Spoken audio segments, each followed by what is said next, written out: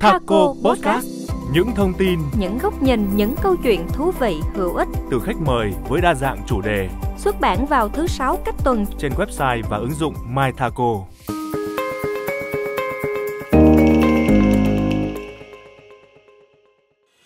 Chào mừng quý lãnh đạo và quý anh chị đến với Thaco Podcast. Tôi là Lan Anh đến từ Ban Văn hóa Truyền thông, sẽ đồng hành cùng quý anh chị trong tập đầu tiên của chương trình Thaco Podcast hôm nay.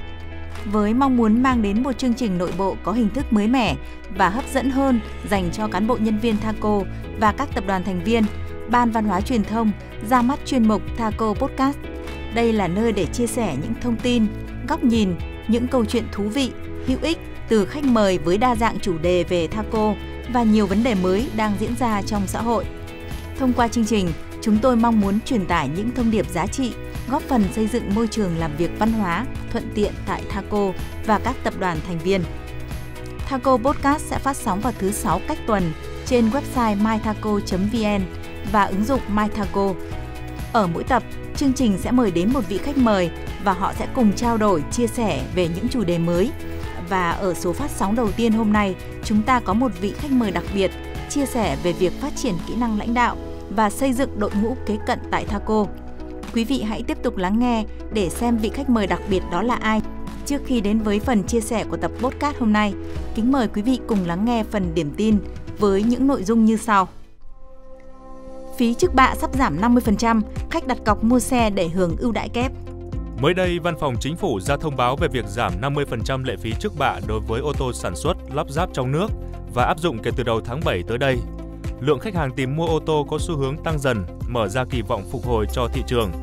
Bên cạnh đó, nhiều khách hàng lựa chọn phương án đặt cọc giữ chỗ và hẹn nhận xe vào đầu tháng 7 nhằm hưởng trọn vẹn các ưu đãi từ đại lý và chính phủ. Công trình biểu tượng của thành phố Hồ Chí Minh chính thức mang tên mới.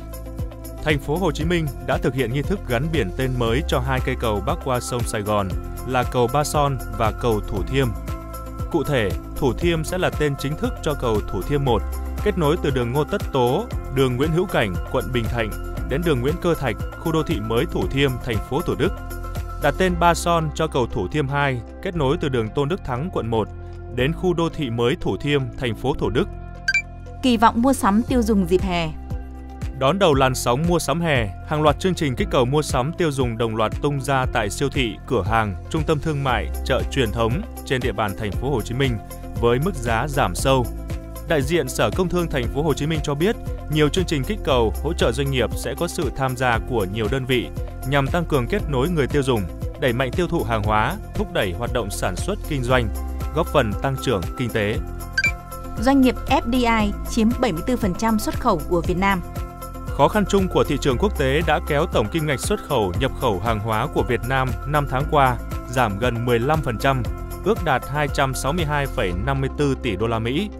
Trong đó xuất khẩu giảm 11,6%, nhập khẩu giảm 17,9% và cán cân thương mại hàng hóa 5 tháng ước tính xuất siêu 9,8 tỷ đô la Mỹ. Khối FDI vẫn đóng vai trò chủ lực khi chiếm 74% kim ngạch xuất khẩu, 65% kim ngạch nhập khẩu. ChatGPT tiến sâu vào logistics. Nhiều doanh nghiệp logistics và các ngành vốn đòi hỏi chuyên môn cao đã nhanh chóng ứng dụng công nghệ trợ lý ảo thông minh như ChatGPT vào hoạt động kinh doanh để tăng sức cạnh tranh, giảm nhân sự, tiết giảm chi phí. Trong buổi chia sẻ về kinh nghiệm sử dụng ChatGPT do Hiệp hội Logistics Thành phố Hồ Chí Minh tổ chức mới đây, nhiều chủ doanh nghiệp logistics cho biết lợi ích ứng dụng ChatGPT dành cho doanh nghiệp logistics là không thể phủ nhận, phục vụ khách hàng 24/7, trả lời 100 người cùng lúc với nhiều loại ngôn ngữ khác nhau, giúp doanh nghiệp rất nhiều.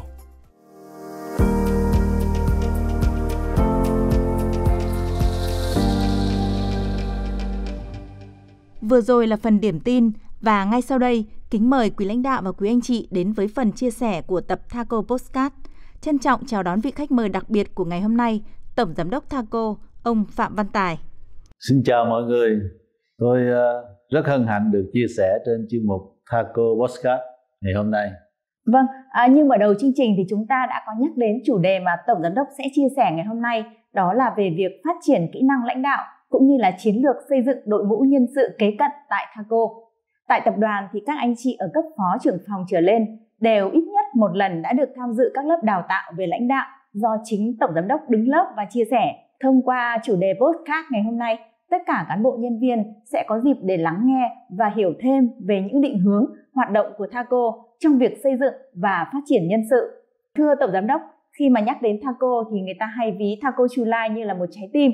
Đây cũng được xem là cái nôi chui rèn của không ít những nhà lãnh đạo hiện đang đứng đầu tại các tập đoàn thành viên. Là một người gắn bó với Chu Lai từ những ngày đầu thành lập, Tổng Giám đốc có thể chia sẻ về những kinh nghiệm dẫn dắt đội ngũ mà anh đã đúc kết được trong quá trình đồng hành và phát triển với đội ngũ lãnh đạo của Thaco tại Chu Lai. Như chúng ta đã biết là cách đây 20 năm, vào năm 2003 thì Thaco đặt chân ra Chu Lai để bắt đầu cái công cuộc đầu tư và phát triển ngành công nghiệp ô tô của Việt Nam và thực hiện cái chiến lược sản xuất kinh doanh của chính Thaco. Thì những ngày đó thì phải nói là rất là khó khăn. Và một trong hai địa điểm nghẽn lớn nhất ở Thaco Chu Lai lúc bấy giờ là bài toán về nhân sự và bài toán về logistics. Thì chúng ta đã thành lập cái trường để phát triển đào tạo những đội ngũ nhân sự từ công nhân cho đến quản lý và lãnh đạo. Đặc biệt là càng ngày càng ý thức rõ tầm quan trọng của lãnh đạo là như thế nào và làm sao để tạo cái nhận thức mới cho mọi người và đặt ra một cái lộ trình để phát triển thì mới có được ngày hôm nay. Dạ vâng. Được biết thì bên cạnh những kinh nghiệm quản trị và lãnh đạo tại Thaco Chu Lai thì 5 cấp độ lãnh đạo của John Maxwell cũng là một trong những nội dung mà Tổng Giám đốc thường xuyên chia sẻ tại các lớp đào tạo kỹ năng lãnh đạo. Cụ thể là cấp độ 1 là khởi đầu, cấp độ 2 là biết lắng nghe, quan sát, phục vụ, cấp độ 3 là biết làm gương, tạo đà, thu hút người giỏi và cấp độ 4 là biết tuyển dụng, sắp xếp nhân sự, đào tạo, cấp độ 5 là tạo ảnh hưởng. Vậy thì theo đánh giá của Tổng Giám đốc thì các nhân sự tại Thaco đang ở cấp độ nào nhiều nhất? Và với những kinh nghiệm quản trị và lãnh đạo đội ngũ nhân sự tại Thaco thì theo anh, đâu là những lực cản khiến người quản lý không thể tiến lên những cấp độ lãnh đạo cao hơn ạ? Thì nói về lãnh đạo thì người ta thường hay ngộ nhận là lãnh đạo là do cái chức vụ và hình thành. Cho nên là những trang bị lại những cái kiến thức của John C. Maxwell là về 5 cấp độ lãnh đạo để là đánh tan những cái ngộ nhận đó và làm sao để thoát khỏi cái lãnh đạo cấp 1 là do cái chức vụ và công ty đã trao cho, để phấn đấu tiếp tục đưa lên là các lãnh đạo cấp 2 để được mọi người quý mến hơn, rồi cấp 3 là tạo ra cái năng suất làm việc cho tổ chức, và đến lãnh đạo cấp 4 là để tái tạo ra những cái con người lãnh đạo mới, là tạo ra một cái tầm ảnh hưởng. Thế thì đa số lãnh đạo của Thaco đã vượt thoát khỏi cái tầm lãnh đạo cấp 1 là đã đi vào cấp 2 và cấp 3. Tuy nhiên cái lực cản lớn nhất bây giờ tức là cái tự nâng mình lên, tức là phải học tập và tự hoàn thiện mình. Thì cái này là rất quan trọng, và cứ mỗi một cái biến cố của xã hội và thế giới là đã tạo ra cái cơ hội để mà đánh thức cái suy nghĩ của mọi người là phải tiếp tục rèn luyện và học tập hơn nữa để phấn đấu trở thành những lãnh đạo thực sự cho Thaco sau này. Vâng, với những cái lực cản đó thì làm cách nào để tháo gỡ và phát triển đội ngũ nhân sự thưa anh ạ? Chỉ còn một cái con đường là học tập và rèn luyện, đặc biệt là rèn luyện ở cái thái độ tích cực, để là khi mà gặp khó khăn thì sẽ biến khó thành dễ và biến cái không thể thành có thể. Thì chính cái thái độ tích cực đó là làm cho người ta có nhiều cái năng lượng hơn để vượt qua chính mình, đó là để thoát khỏi những lực cản và thoát khỏi cái vùng an toàn mà lâu nay mình tạo ra, và để đương đầu với những cái thử thách mới và xem thử thách chính là những người bạn của mình mỗi ngày, và tiếp tục để phát triển và hoàn thành cái mục tiêu đã đề ra. Và một trong những cái lực cản mà mình phải vượt qua đó là cái thay đổi về suy nghĩ, về cái thói quen và cái hành vi. Thì chúng ta cũng đã biết là cái thói quen tốt thì sẽ thành đạt, và thói quen xấu thì sẽ thất bại. Và để mà có tạo được thói quen tốt là chúng ta phải tốn rất là nhiều giờ. Người ta nói là phải 10.000 giờ mới tạo ra một thói quen tốt. Thì chúng ta phải cố gắng rèn luyện mỗi ngày để có thể tự hoàn thiện chính mình và giúp được nhiều người khác hơn cùng phát triển. Trong thông điệp số 18 năm 2023 của Chủ tịch Hội đồng Quản trị thì có nhấn mạnh tập trung vào công tác quy hoạch phát triển nhân sự lãnh đạo, đảm bảo tính kế thừa để hình thành đội ngũ lãnh đạo kế cận. Tổng Giám đốc có thể chia sẻ với các anh chị đang lắng nghe podcast ngày hôm nay một số những thông tin quan trọng trong cái chiến lược xây dựng và phát triển đội ngũ lãnh đạo kế cận tại Thaco đang được thực hiện như thế nào ạ? Thì về phát triển đội ngũ lãnh đạo kế cận thì trong thông điệp số 18 đầu năm 2023, Chủ tịch cũng đã phát biểu với tất cả chúng ta và ai cũng có thể nghe được. Tuy nhiên để khi mà biến những cái thông điệp này thành hiện thực thì chúng ta hết sức lưu ý là trong cái quy định của cái nhân sự là có là nhân sự lãnh đạo và tiềm năng.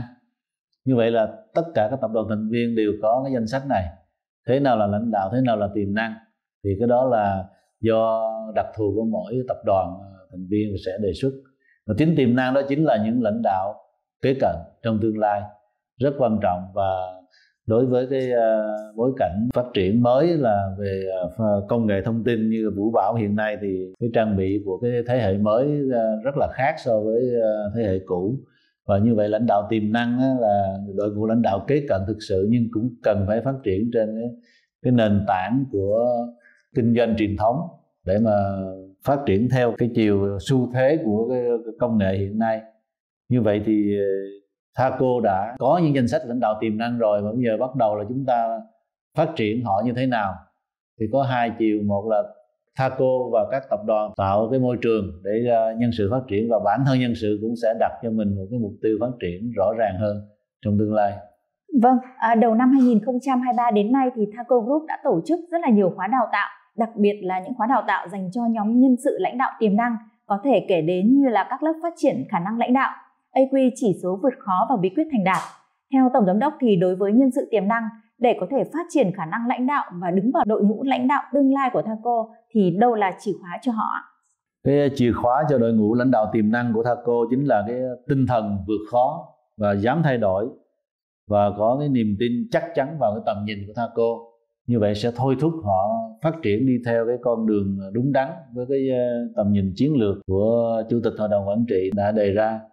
Và như vậy thì các lãnh đạo tương lai của Thaco phải ý thức được là mình trở thành lãnh đạo ngay từ bây giờ, chứ đừng có để khi mà ban hành ra một cái quyết định cho mình thì mới trở thành lãnh đạo. Tại vì suy cho cùng lãnh đạo cũng chính là lãnh đạo bản thân, trước đã tự hoàn thiện chính mình rồi sau đó mới lãnh đạo người khác được. Vâng, và như Tổng Giám đốc đã từng chia sẻ, tại các lớp đào tạo, phát triển khả năng lãnh đạo là một quá trình phấn đấu rèn luyện hàng ngày. Trong quá trình đó thì buộc nhân sự phải không ngừng học hỏi, trau dồi kỹ năng, kiến thức và đúc kết kinh nghiệm về quản trị và lãnh đạo. Song song đó là phải chứng thực được giá trị của bản thân qua năng lực của mình, tinh thần vì mọi người và giá trị chung của Thaco. Vừa rồi là những chia sẻ của Tổng Giám đốc Phạm Văn Tài xoay quanh chủ đề phát triển khả năng lãnh đạo và xây dựng đội ngũ kế cận tại Thaco. Thì một lần nữa xin chân thành cảm ơn Tổng Giám đốc đã dành thời gian tham gia vào tập podcast ngày hôm nay và mang đến những chia sẻ rất là giá trị ạ. Trân trọng cảm ơn tất cả mọi người và chúc các bạn thành công hơn nữa trong công việc và cuộc sống, và sớm trở thành những nhà lãnh đạo tương lai của Thaco. Xin cảm ơn.